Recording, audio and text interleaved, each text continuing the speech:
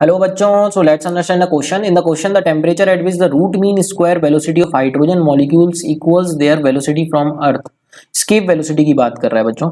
So let us understand the situation first. यहाँ पर root mean square जो velocity है बच्चों वो बोला गया है कि इक्वल है escape वेलोसिटी की हाइड्रोजन के लिए. तो समझते हैं RMS वेलोसिटी. सबसे पहले RMS velocity that is root mean square velocity. इसका एक्सप्रेशन होता है बच्चों √3RT/m. m is the molar mass, r is the gas constant and t is the temperature. तो बच्चों हम इसको इस तरीके से भी लिख सकते हैं क्योंकि हमारे पास एक्सप्रेशन होता है R/Na, गैस कांस्टेंट अपन एवोगैड्रो नंबर होता है K.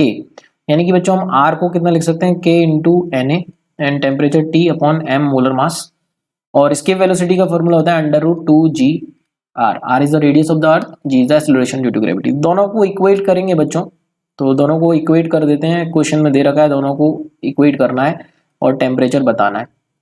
सो बोल सकते हैं √2gr की वैल्यू किसके इक्वल हो जाएगी, √3kNA T अपॉन m. अब दोनों साइड स्क्वायर करेंगे बच्चों, तो टेम्परेचर का एक्सप्रेशन मैं यहाँ पर लिख रहा हूँ, कितना आएगा 2gr into m upon 3kNA, ये आएगा बच्चों. Now let's substitute the values. So temperature का फाइनल एक्सप्रेशन लिख देते हैं 2 इंटू 10, जी की value 10, radius of the earth is given to us that is 6.4 into 10⁶. Molar mass for hydrogen can be taken as 2 बच्चों.